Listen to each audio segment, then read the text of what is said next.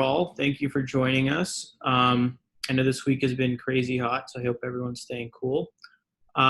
Today, unfortunately, Gene Alford is feeling unwell, so he's in our thoughts, but he couldn't make it with us tonight. So in his place, we have Pat Gorman. Pat is a realtor. Pat's a good friend of mine. Pat and I have been working together for, I guess, 2 years now, and he's been amazing. But Pat does a lot of real estate deals every year, and he does have a specialty in Camden. As always, my co-host is Councilwoman Shanika Boucher of the First Ward, and I'm going to pass it on to her. Hi, everyone. Good evening. Thanks for joining us tonight. We are looking forward to kind of jumping in and learning how to buy a home and learning how to pick, what are the best properties to buy. So I'm very excited about tonight. I can't wait to jump in it, and I'm so looking forward to what Patrick has to say.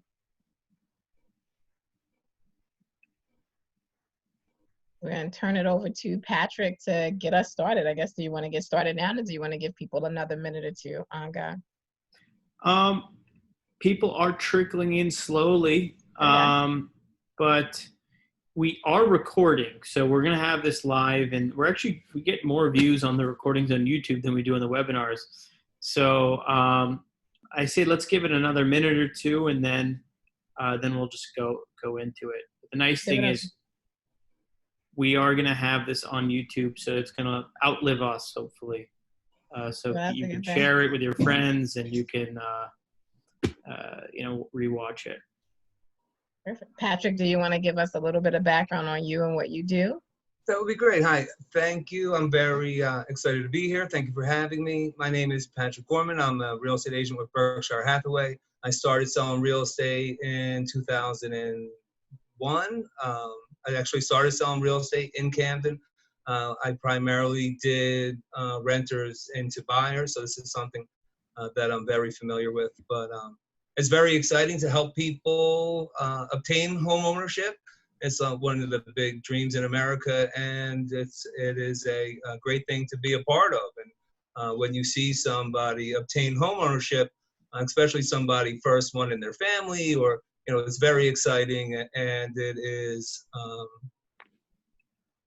it's great for everybody. It's very exciting, and it's a great thing to be a part of. That's awesome. Well, we're ready to get started. So, all right.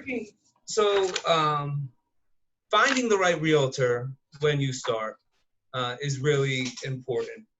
You want to find a realtor that is experienced, and also, never in my 20 years of doing this have I ever had a buyer ask me if I had an errors and omissions policy. Can you scroll on, God, please?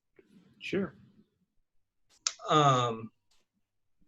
But it's really important. It'd be like going and getting surgery from a surgeon that doesn't have malpractice suit. So, we're all human beings. We all make mistakes. You want to make sure that you're dealing with somebody that, if God forbid, a mistake happens, there is some kind of recourse to where you could actually make the situation right. Because even if you're right and you sue and you win, there's a big difference between suing somebody and winning, and suing somebody and actually getting the money. Like getting the blood from a stone from somebody without any insurance.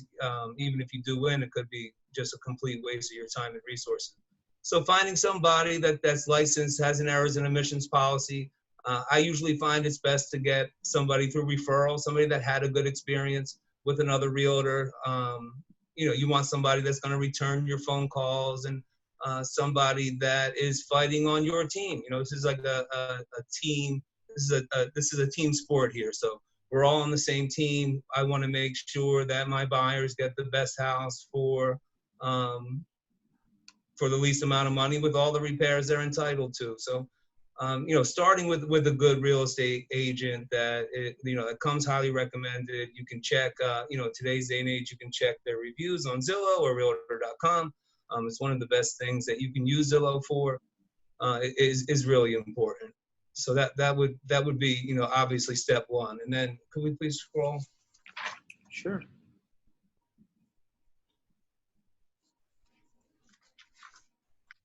So then the first thing that we would do is we would set up a buyer's consultation, either in person or virtually or on the phone. We can discuss timelines and what your budget is, if you have anything on your wish list, any must-haves. And sometimes people, want to be in before the next school year, and don't know how long the process actually takes. And everything going on with this pandemic, we're finding things are taking longer than usual.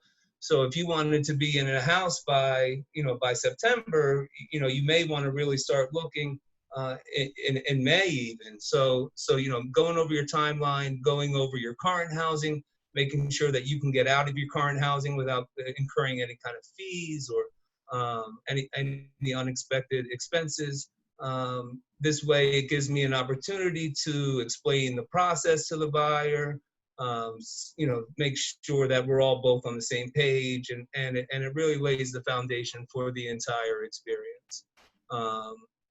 If you scroll. And then we want to make sure that we get you pre-qualified. So we get you pre-qualified.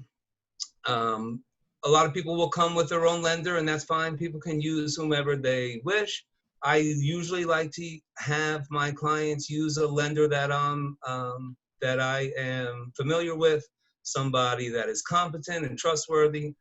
You generally have to have a 2-year work history and a minimum of a 620. You would think with the pandemic, they would make it a little easier, but they did bring it all the way up to maybe almost 660 for an FHA loan. I hear it's back down to 640. So right now you need about a 640 credit score and a 2-year work history. Sometimes they'll let you get away with a 1-year work history if you have a college degree. One question that I frequently get is, I make really good money and my wife has really good credit. So can we put those two things together and buy a home? And that's not the way it works. You need one person that both meets all requirements, right? So they meet the income requirement and they meet their the credit requirement as well. And sometimes we can add a cosigner if someone's borderline or a little weak, but everybody has to have all the pieces of the puzzle together. And that's something that that I could help you out, a realtor could help you out with, or even your mortgage broker could help you out with, help cleaning up your credit and making sure we get you in fighting shape and ready to rock and roll. Move scroll.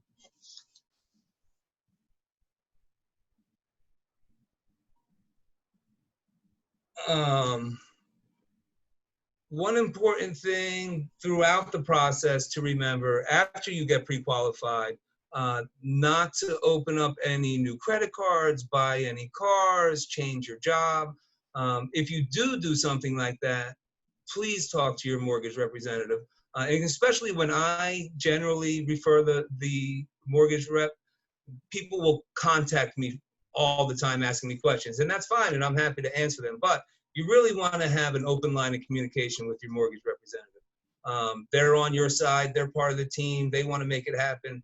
So if you need a car and you need to buy a car, it's possible that you could buy a car. We just need to make sure that it's not going to hurt your debt to income ratio in a way to where the deal can't happen. Or even if you get a job opportunity and you're going to be making a lot more money, and they say, well, what's the difference? I have the same work history. I'm getting a new job. I'm making more money. Of course, why would the bank care about that? But you have to tell the bank these things. So it's really important to have an open line of communication. Any kind of big decision you're going to make, it's not a good time to make it in between the time from you go under contract till the time you close. But if you do want to do that, please reach out to your mortgage representative and make sure that it's okay and it won't hurt you. If you are changing jobs, you want to make sure you can at least get at least one paycheck before we close. And if you don't tell your lender, they're going to be calling your employer for a verification of employment right before settlement. And if they call and they say, well, no, Mr. Jones doesn't work here, it's going to be a problem. They may have to go completely back out into underwriting, and it can completely blow the deal, to be completely honest. Just scroll. Questions? So anyone in the audience have any questions? Raise your hand, drop something in the chat. Feel free, and if not now, don't worry about it. We could fit your question at the end. just put them in as you have them. So once we get you pre-qualified, we generally start going out to take a look at houses. Now, people have access to all the houses that I have for the most part, through Zillow or Realtor.com or Trulia. They're great websites. They're very user-friendly. They save me some time allowing buyers to search on their own online. But one thing I like to advise people is I will set them up with an auto email directly from the MLS, whatever local MLS that they may use. So this way, you're getting the best, most up-to-date information out there that's possible, because Zillow is in the business of selling leads to realtors like me. So they, especially in a time like now where there's a very, very low inventory, they will advertise homes that get a lot of traffic, which are typically your houses that are really nice or priced right, or a house that somebody would probably want to buy. So it's best to get your houses, I think, from Bright. Zillow and Trulia are great, but you'll even see on there, houses that wouldn't qualify for financing. Zillow advertises a little mortgage payment at the bottom. So there is a lot of misinformation on those sites. So you have to be careful. I like to say, they're for entertainment purposes only. We're good. We can scroll. So, I'm sorry, can you go back to that one? Sorry, I'm sorry, Anga. Sure. So, and then, being familiar with where you want to buy. You want to check out the street, make sure it's somewhere that you would want to live. You wouldn't really want a lot of boarded up houses on your block, or abandoned houses next to yours. It can be a problem with extermination. You can have all kinds of issues with a vacant house next to your house. So you want to be familiar with the whole block. You want to be familiar with the whole area, whether there's a nuclear power plant nearby, or an electrical plant, or any kind of EPA hazard. You really want to, don't be afraid to do some of your own research as well, and really delve into the area. Make sure it's an area that you're comfortable with. Also, with Megan's Law, look and see. You don't want to, after settlement, find out you have somebody that's been convicted of sex crimes or pedophile or something like that after settlement. So you want to go into all these things with your eyes open. We can scroll, thank you. So once we find the house that you like, we would make an offer. We make an offer. After we make an offer, we would do contracts. If we came to an agreement, we do contracts. At the time we do contracts is when you generally give your earnest money deposit or your security deposit. Typically, in the city, your deposit is going to be around $1,000. Probably 95% of the residential home sales have a $1,000 earnest money deposit. You want to make sure that you get your money, even if you have cash in the house. You want to make sure that you take your earnest money deposit from the bank, because when you're getting a mortgage, the bank is going to want to know where that money came from. So when it comes to your down payment, it's a really good idea to get that money from your bank, or at least if you have the cash, deposit the cash into the bank. These are also questions for your mortgage broker. But it's important that you get your security deposit from a place that can be tracked, so that the bank knows where the money came from. After we would have an executed contract, there's a 3-day attorney review process. So for any reason, you can cancel the contract. You don't feel good, you don't like the house anymore, you don't like the color blue, whatever it may be. But the caveat is that cancellation has to come from an attorney. So you can cancel for any reason, but the cancellation itself must come from an attorney. So an attorney would have to get involved. It's usually like about $150. And then we would schedule our inspection, usually during the home inspection, during the attorney review period. We would schedule it for after the attorney review period is over. Typically, your home inspection period is about 14 days, 14 calendar days from the end of attorney review. So you have about 2 weeks to do your inspections, and then you would so let's say, for instance, the home inspector says that the doorbell is broken.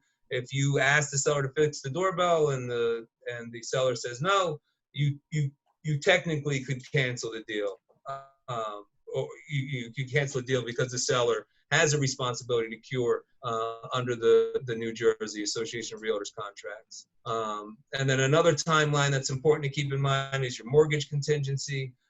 So you would, typically they're about 3 to 4 weeks out from the start of the contract. So it's important to do all these things time of the essence. It's in a business like fashion. So you want to be putting all your paperwork in on time, and if your mortgage person asks you for something, it's important to get it to them in a timely fashion as quickly as possible. It's also nice to have all that paperwork, as much as it's done prior to even going out there in the buying process. So giving your mortgage person as much of the things that they need as quickly as possible helps the process go as smoothly as possible. Scroll. So like we said, the home inspection, you have about 14 days to do your home inspection. It is your biggest risk in regards to losing money in between the period of putting in an offer and buying a home.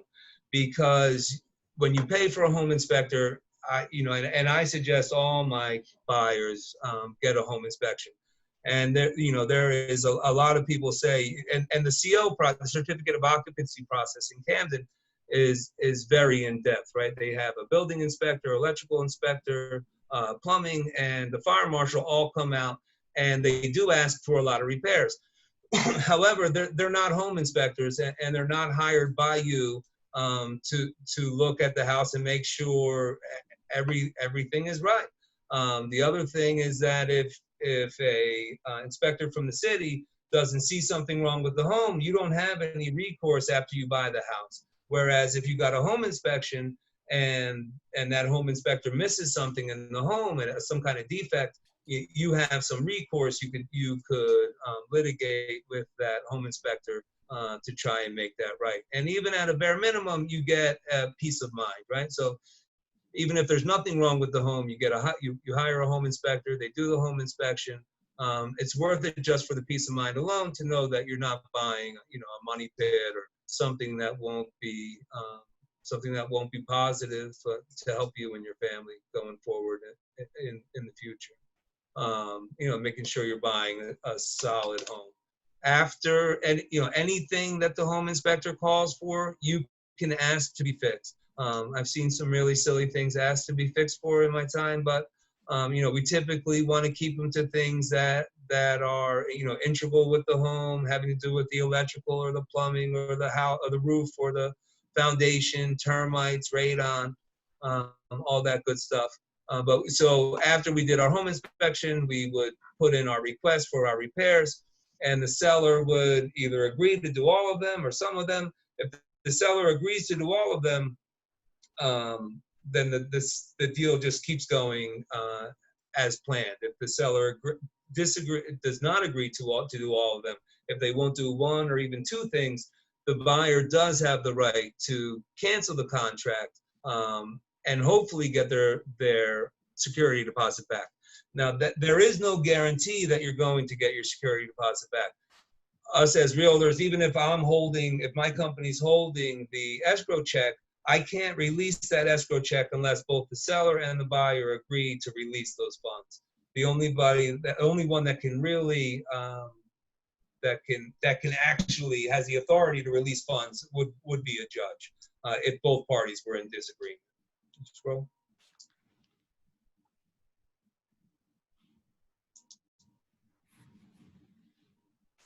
Scroll.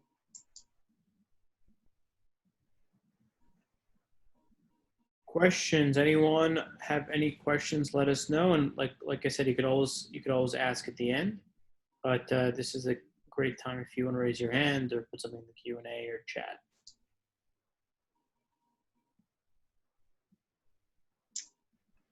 So once we've negotiated the home inspection, once we have the repairs negotiated, that's really where the rubber meets the road.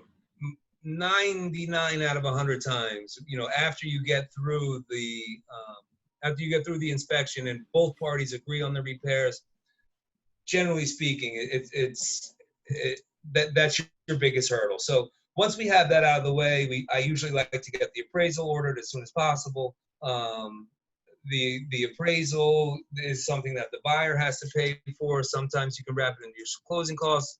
Your lender will usually want you to pay for that ahead of time. So, I usually don't want my buyer to pay for an appraisal until we know until after the home inspection, so that we know it's a house that we're going to buy, because we're already spending, about $500 on the home inspection. So we don't want to waste another $500 on an appraisal until we know we're going forward. So, yeah, please scroll.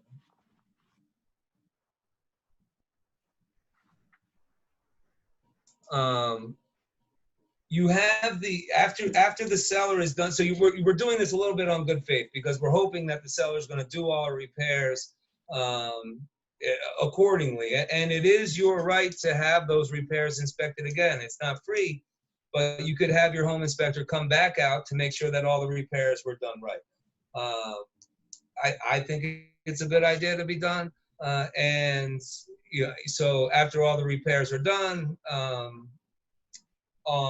on our final settlement day, we would go to the house, make sure that the house is in the same condition it was as when we did our home inspection, with the exception of normal wear and tear, which within a matter of 30 days is really nothing. So we want to make sure there hasn't been any windows broken, or the basement hasn't flooded, or a tree hasn't fallen on the roof, or anything for that matter. Plus, when sellers are moving out, they're moving out a lot of furniture. Sometimes they can bang holes in walls, or all kinds of things can happen. So it's a really good idea to go to the house the day of, make sure everything's good and looks great. And scroll, please. And settlement. So your settlement generally is at a title company. Now, it's the buyer's right to choose whatever title company that you would like to use. Most realtors have title companies that they like to work with, and your title company is going to issue what's called a marked up title. So you have a title policy that ensures that there are no other liens on the house other than the mortgage that you got for the home. Or if you paid cash for the house, it would ensure that there were no liens on the home. So it's one of those things that is necessary for the settlement process. The settlement is generally at the title company. They will pay off any liens that were on the house, whether there was already an existing mortgage. They would pay that mortgage off. They would disperse all the funds. They do all that good stuff. So. And then scroll, please. And that's pretty much it as far as the buying process. Thank you so much. Pat, maybe we should talk about some of our experiences buying and selling in Camden. Maybe give some context of the market now and what you're seeing for the future, because I'm sure people are wondering, they always wonder, how are we at the end of the price appreciation? Are we at a buyer's market, seller's market? What are you seeing right now? It's definitely a seller's market. We're definitely have a lack of inventory, definitely a lack of inventory of good homes that are priced well. Good homes that are priced well that don't have any tenants in it. Because when we have an owner-occupant, we want to try to find a house that's already vacant.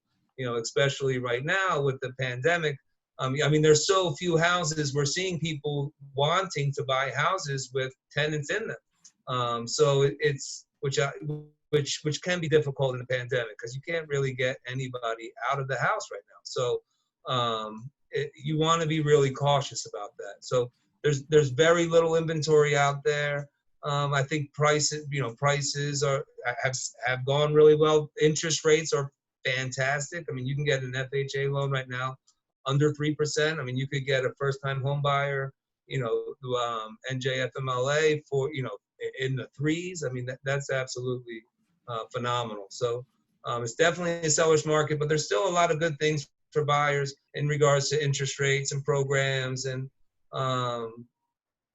but there's definitely no better time to sell. That's for sure. So let's say our goal is really to educate current renters in the city about being first-time home buyers. Let's walk through a case. Let's say someone is renting right now. They're paying $1,100 a month. They have low credit.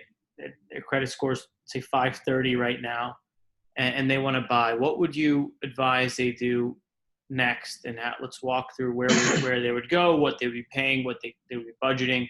Let's say they have $1,000 saved up right now. What would be the game plan for the next 2 years? Become a homeowner. My advice, and there's lots of people, I mean, there's lots of good mortgage reps out there that will run your credit and work with you the whole time, because most of us, a lot of your successful mortgage reps are in this for the long haul, right? So they will work with you knowing that, all the work they put in, once you are in fighting shape, you're going to buy from them, and they're going to do such a good job that you're going to refer all your friends and family to them as well.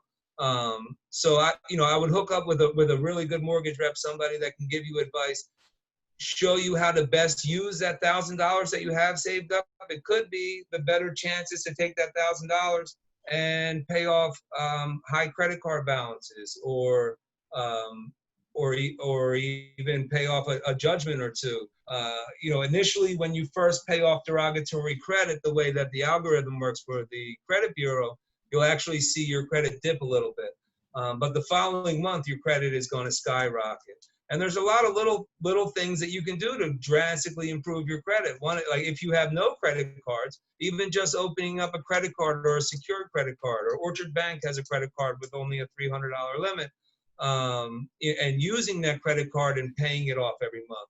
I mean, you could take yourself from a 500 over a 700 in a matter of 18 to 24 months, just with using your credit card and paying it off every month, whether you're using it for groceries or gasoline or normal expenditures that you're making anyways, making that on the credit card, but paying it off, and making sure that your balances are definitely under 30%. So if you have a $1,000 limit on your credit card, you don't want to balance on there higher than 300. But if you really want to juice your credit, having a credit card with zero balances really speaks volume, and it will really drastically help your credit. Obviously, your employment history, being at the same job for 2 years, speaks volume. That really helps. So even if you were bankrupt and had no job and you're living at your mom's, within 2 years, you could 100% get yourself into a position to where you could buy a home. No doubt about it. So, but just, and it's not even, huge tweaks that you have to make. They're just little tweaks. You're already buying groceries. You're already buying, you buy things every month, right? So, but buying those on a credit card and paying them off can really, really help your credit out. So after they've worked and they've gotten their credit up, and let's say they want to buy and they want to really build wealth with their home, is there any neighborhoods or areas or types of houses that you like from appreciate? Because I know everyone's going to have their own preferences neighborhood, but maybe if you're just looking at it from a dollars and cents perspective, because that I think you can advise us on. Where would you buy? I love Landing Square. I absolutely love Landing Square. I love North Camden. Bergen Square is fantastic. East Camden is phenomenal, but my number one right now is definitely Landing Square. I think you can still buy houses relatively cheaply along the waterfront. I don't think that's for your novice investor, but I love Landing Square, and I really love North Camden. So even for homeowners, you think they could buy there, plant roots, be there 5-10 years, pay off some of the mortgage, and then if they need to upgrade or downgrade or something, they'd have some equity built up and appreciation, right? Absolutely. And along Central Waterfront or those houses should appreciate in great numbers. We hope. That's a nice thing that we're trying to help people understand is being a homeowner. You kind of not only are you getting a place to live and raise your family, but your money is working for you if you make a smart investment. And that's really nice. And there are tax advantages too that we'll have a CPA on to discuss that in one of our later sessions. We actually do have a question from Erica, and her question is it customary for realtors to reference a home inspector? Is it Yes. in the best interest of the buyer?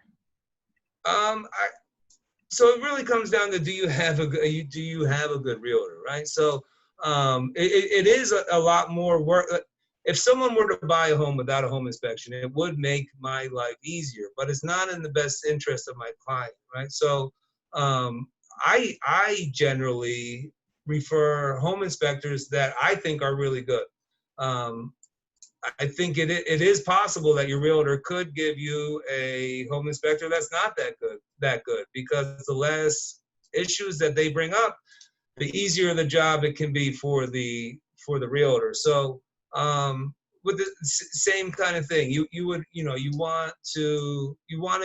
to get a home inspector that's reputable. Do your own research, look them up online, look up your own reviews. But I would, if you're comfortable with your realtor, I don't think there's any issue taking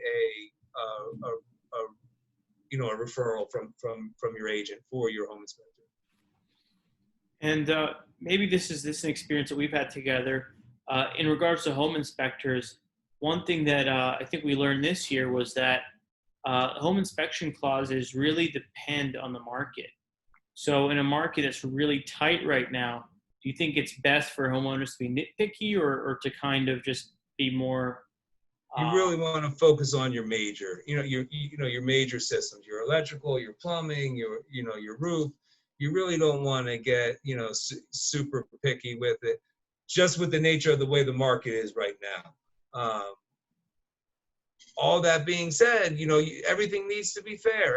Everything needs, it's not all one way. Even though it's a seller's market, the seller is also, the seller is getting a good price for their home. They're probably getting pretty good terms. So, everything has to be in balance. Everything has to be in balance. So you want to ask for things that are important. You don't want to, go too crazy. You definitely don't want to do that. But you should be entitled to some repairs, especially when you're just moving into the home. You don't want to have to be shelling out a whole bunch of money just after you moved in. Definitely. Hey guys, everyone, if you have any questions, please bring them forth. Shanique, anything you'd like to share or any questions you have for Pat? Yeah, I mean, as we were talking about this, it brought up some great memories for me. When I was buying my home, I think you gave some wonderful tips about, getting a home inspector. And I think that if there's a lot of people on this call who don't have a home yet or looking to buy a home, when you get that home inspection, it could be ginormous a little bit. Like sometimes they give you something that is a lot of things. And then there's some things that you don't have to attend to right away. And as a new homeowner, you don't really know. And then there's some things that have to be maintained. Can you guys talk about the difference between buying a home that is kind of like renovated with everything new, or buying a home that's a fixer-upper? Because I think that is something that people usually have a lot of questions and concerns about. And sometimes when people buy a fixer-upper, they forget about those basic things like electricity and plumbing. They go to the cosmetic things, and then you have to rip those things out to go back to that. So, and just in your experiences, can you guys give some insight into that process of what might be the best steps to take if people are looking at buying a home, whether it be a fixer-upper or a brand new home, and like some of the differences in investing in those two different types of homes, like for a new homeowner? So buying fixer-uppers can be very challenging, and like you said, you want to do everything in the right steps, right? Like you don't want to fix all your cosmetic stuff and then realize you have to rip out the wall, wasting your money. So bringing a contractor with you, somebody that you trust, and a good, competent contractor to come in and take a look at the house. And a lot of people, especially today, they watch HGTV, fix this house, whatever, put this house, whatever it may be, and it all looks very easy when it's being done on TV, but it's a lot of work. Getting a fixer-upper is a lot of work, especially if you've never owned a home before or had to do those things growing up. It can be foreign, even for people who grew up in houses that they owned. It's very foreign to them. So it can be pretty complicated. So having somebody that does know the construction end of stuff on your side goes a really long way when it comes to buying yourself a fixer-upper, especially something that needs a serious amount of work. And I think Engad can attest to it can be really difficult out there finding good, reliable contractors on a day-to-day basis. So it can be very challenging. That's a very good point. So I mean, your team and your network really speaks volume when it comes to things like that. A thing that I did as a new homeowner when I got into my house is that I bought a house that was completely renovated. But like you said, you get to watching HGTV, you start coming up with all of these things that you can fix, and then you start to do things like spend more money than your house is worth. I'm not sure if you guys want to give us some insight about that. So although you have a nice house, it was renovated, is fine, but everybody wants to fix their house up and make it look better. So can you talk about the dangers of investing more money in your house than it is worth? What are like maybe the upsides or downsides? What kind of risks come with that? I did that. And although my house is starting to appreciate, but I definitely put way more money in my house than it is worth. And so can you talk about that for people so that they don't make that same mistake as me? Sure. I mean, you want to be really careful when it comes to improving your home. You want to put that money into areas that you're going to get a return on. Typically right now you get a really good return on kitchens and bathrooms and your roof or newer HVAC and electric. But you don't want to go too crazy, especially depending on the area. If a house is worth $75,000 or $80,000, you have to be really conscious about what kind of repairs you want to do and what kind of money you want to spend. And if you do want to spend an excess amount of money, sometimes you have to come with the realization that this is money that I want to spend for myself, but I'm never going to get it back. Which is your choice, right? It's your money. You can spend it any which way. But you're right. You definitely have to be really careful in where you spend your money. You want to spend your money in areas that are going to give you some kind of return on. But there is most definitely a ceiling, and the ceiling is lower in some areas than others. So I have some funny stories and personal experience with this. And it's almost like you would think with some experience you wouldn't make these mistakes, but just right now, I mean, I have a handful of houses that we way over improved and we're upside down on. Upside down meaning they're worth less than what we put in. And that's a function of budgeting. It's not like we went crazy, used Italian marble or anything like that. It was just, we bought a house that needed a lot of work, and it happened to be in an area where the values weren't there to support all the work. And we use licensed contractors, so sometimes it's more expensive for us to do it than other people. So it may have been a better house for someone else who's going to do the work themselves. So we make that mistake too. So I guess how do you avoid that is you want to really look at your construction budget and assume it'll be 20-30% higher than your highest imagination, because it will get there. I've never had a construction budget go under. I hope to God they do someday, but not hasn't been the case. So do build in a budget. So if your contractor says it's going to be $20,000 or $30,000, in my head I'm thinking $38,000. It just it happens that way more times than you think. So definitely budget that in. So look at your neighborhood and have your realtor ask the realtor, what's the most expensive house that sold in this area? What did that house have? And if the most expensive house that sold in the area is less than what you're going to put into your house, then maybe take a pause and second guess that renovation. So that's story number one. Story number two, this is a little bit of a funnier story, but we were looking at this one house. I forget where in Parkside, but it wasn't one of the better blocks. It was one of the tougher blocks on Parkside. And this person had done some crazy things to this house. They put like 6 jacuzzi tubs all throughout the house. There was literally 6 jacuzzi tubs. They had tore up the entire second floor, or the basement, I think it was, and they made a double height living room in the basement. And I think it was a 1-bedroom house. They built an addition on the back. They built like a roof deck with another jacuzzi. And they just spent so much money on this house, and they had all these like 90s TVs built into the walls. And you could tell this person must have spent, I don't know, hundreds of thousands of dollars into this house. But the sad part is when you renovate in that way, you're customizing it for you. You're actually making it specific to you, because not many people are going to want a house with 6 jacuzzis in it. So I think realtors call that specific, right, Pat? You want to talk about what that does to a house? I'm sorry? You want to talk about what that does to a house when you spend...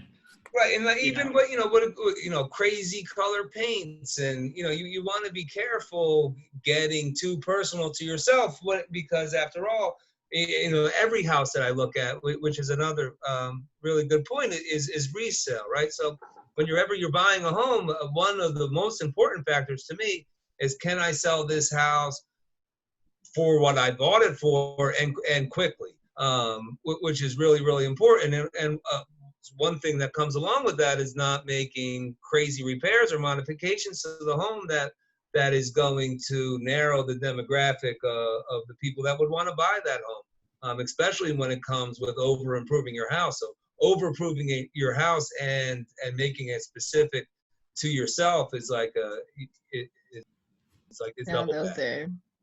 Those are great examples. I have another question for both of you guys. As people are thinking about the possibility of owning a home or investing in a home, are there stores or places that you shop to get some of the materials at a cheaper rate? I know of Restore, and that's through Habitat for Humanity, but are there other things that they can maybe like kind of cheat or get a cheat code on, like where do you go to buy the materials? Because when I go to Home Depot, like when I was renovating, I was like, Lord have mercy, for a faucet? Like, why is it so expensive? Like you find out that some of the materials that you need to get in your house are not really that cheap when you have to go to a store like Home Depot or Lowe's, like, or you need to get a ceiling fan and you can't find anything under $200 or something like that. Do you guys have any stores or spots that you use that maybe you can give them some tips on, maybe where they can find some stuff at lower rates or prices, or if they're contracting, if there's something they can sign up for? Sure. So Depot isn't bad. It's always there. The prices are fairly reasonable. But if you really want a good deal, and you're probably going to get less than 20% of what you need, because it's not a home improvement store, but Costco has great things. So they have vanities, they have light fixtures, they have, I don't know if they have cabinets, but they do sell appliances. But I can tell you, we put these LED lights in our houses. Costco, I think, has them for $20. Home Depot has it for $50. So that is a specific example where Costco really comes out on top. And I wouldn't recommend this for if you're a first-time home buyer, or even if you're a home buyer. This is more of an investor thing. But some of my investor friends and I will get together and we'll pool our buying, and we'll buy straight from China. We'll buy like smoke detectors in bulk. We'll buy light fixtures in bulk. Like basically cut all the middlemen out, because everyone is getting the same stuff from China. They're putting their logo on it and they're selling it to Home Depot or selling it to Costco. So let's say if you're an investor and you have, you're going to need 100 lights in the next year, you might as well just be your own wholesaler. So, and we use websites like Alibaba, but I wouldn't recommend that for anyone, just because there is a risk you take, number one, and number two, this is when you're doing bulk. But just something that everyone can use is Costco. Definitely check out Costco. See if you have something there, because you could save a good amount of money. Pat? Well, buying in bulk is that, if possible, is definitely the way to go. And even just maybe going to Delaware. If you're going to be spending a lot of money on materials, even if you're up to about $10,000, the difference in taxes can definitely warrant a trip, an hour drive for sure, without a doubt. No, that Although, was a good tips. That was definitely good tips. And I like the Costco tip, on God. And I've been recently getting some stuff from BJ's myself. Sometimes they have flash deals so you can get the alerts if you're like me, always waiting for the sale. I know it's like you could save so much, especially if you're buying in bulk. Can you imagine with a sale? We do that with paint with Home Depot. Whenever it's on sale, we'll buy. um, but all right. Anyone else have any questions? Otherwise, Pat, anything else you want to share? Kind of where you see the market going, maybe, or what you would be doing if you were currently a renter? If I were a renter, I'd be trying to get myself into fighting shape. To be perfectly honest with you, if you don't have to move right now and you're looking to buy a house, I would probably wait. I would probably wait till at least October. I mean, the market is really, really crazy right now. If you don't need housing desperately, I would hold off a couple months. And a lot of people are talking about an impending doom. That we're going to have another recession and house prices are going to drop. And I think there's a good chance that they could, but I don't think it's going to happen until at least, about springtime. So if you're currently working on your credit, it could end up being a godsend. House prices could be going down in a big way coming this year in 2021 for sure. And actually, one question that I had for you, Pat, because if you look at your presentation and kind of the home buying process, you really are relying a lot on the realtor, and they're kind of your quarterback, right? So Absolutely. how do you know you're working with a good realtor? And also, let's say your cousin's a realtor or your friend is a realtor. How do you know if they're good or you should be using someone else? Because at the end of the day, it's your single largest purchase. Is there any interview questions you would ask, or what would you do to screen? That's a really good question. And I think a lot of people do feel bad, like, oh, he's my cousin or she's my aunt, and I have to use them. But you wouldn't be doing that with surgery. I can promise you that. You would want somebody that if somebody was brand new, for instance, you really want to check the reviews. It's really important to get a good realtor, and as with I think all industries, you have some bad apples, but with their the real is it's not a really long course to get a real estate license. I think we have a fair amount of bad apples in our bunch, especially along the lower price points. So you really have to be cautious. So looking at their past sales, looking at their reviews, maybe ask for a customer testimonial. And I think people get a lot from your gut feel too. People can tell if somebody has your best interest at heart or not. But you definitely, it is integral that you find, a good realtor that's going to fight for you, and only you. And one thing, I'm glad you brought this up, Inga, but one thing that you see, particularly in the city, is people going directly to the listing agent. And it's difficult for any real estate agent to represent both sides to the best of their ability. Now, we can do it, and there are really good realtors out here that are capable of representing both parties fairly, but it is very trying to represent both parties to the best of your ability. I really prefer to have one side of the transaction because it allows me to represent that client to the best of my ability, the best I can. And typically when someone's buying a home, when you're going to the listing agent, that listing agent was hired by the seller, right? So that seller hired that real estate agent. That real estate agent works for the seller. They met them first. Chances are that realtor is going to have more allegiances to the seller than the buyer, for most cases, I find. So you want to be really careful. Even if you had gotten in a car accident and you got hurt and you were suing the driver, you would not want to hire the driver's attorney to represent you. I don't even You think can't. You can't. There's conflict of interest, but that doesn't exist in real estate for some reason. Well, California, it's illegal, I believe, dual agency. New Jersey, it is not illegal. And trust me, I mean, people, even me, I would love to make both sides of the commission, but it is a very trying experience. It's difficult to do. It's very difficult to represent your client to the best of your ability when you're representing both sides of the transaction. And I've had some experience with good real estate agents, I would say, or real estate agents where it felt like you weren't getting enough assistance or help, where it felt like you were actually doing all the work. Right. Absolutely. Where I think that when we're talking about good stuff, so I'll give you guys what I think is good. Like I had a real estate agent who basically would send me listings and I would tell her like what was on my list, what I had to have, what I wanted to have, my price range, my tax range, all of those things. And then she would really put me in areas that I wanted, and she did a great job with it on a regular basis. And then I had an experience where I lost a house because of my realtor, my real estate agent, because you have about 60 or 90 days to keep your approval. After that time is up, you have to renew it. And I lost a house because my real estate agent didn't stay on top of it. And then the house that I was going for got back on the market and it went up for bid over 50K of what I offered.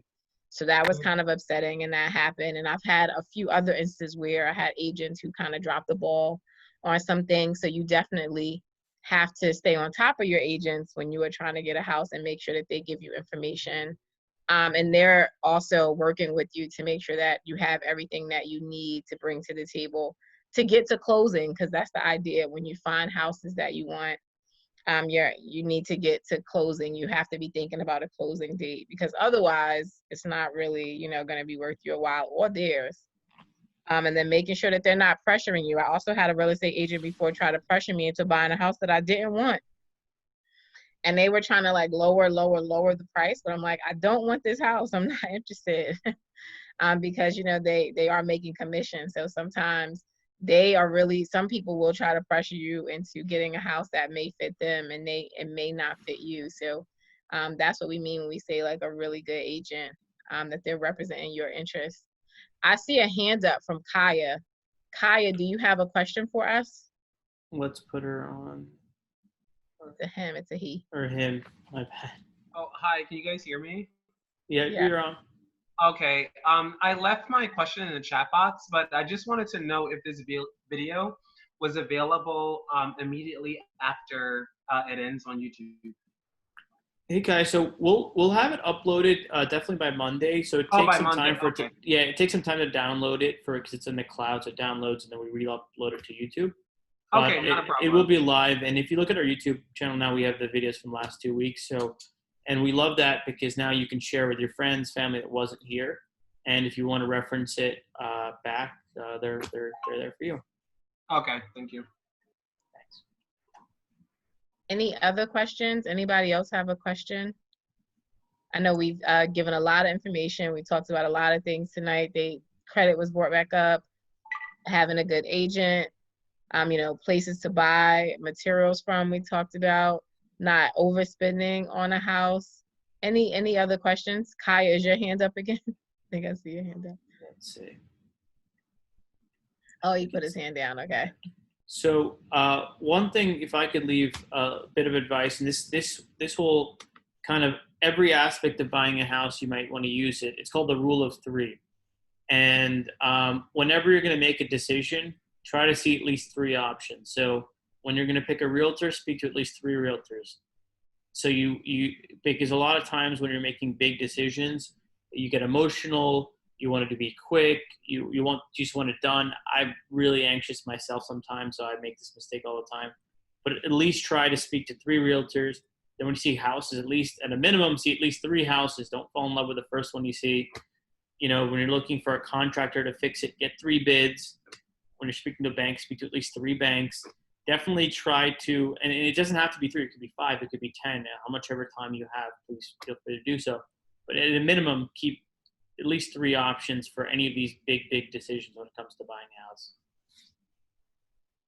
And with that, I'm going to sign it off. Pat, anything else you'd like to leave everyone with? I think that is all. Thank you so very much for having me. It was a pleasure. I really enjoyed it. Thanks so much, Thank you, Pat. everybody. And thanks again, Shanika. And everyone, let's hope, let's give a big thank you to Pat. And also let's hope Gene is doing better. I know he's really sick right now, so he's in our thoughts.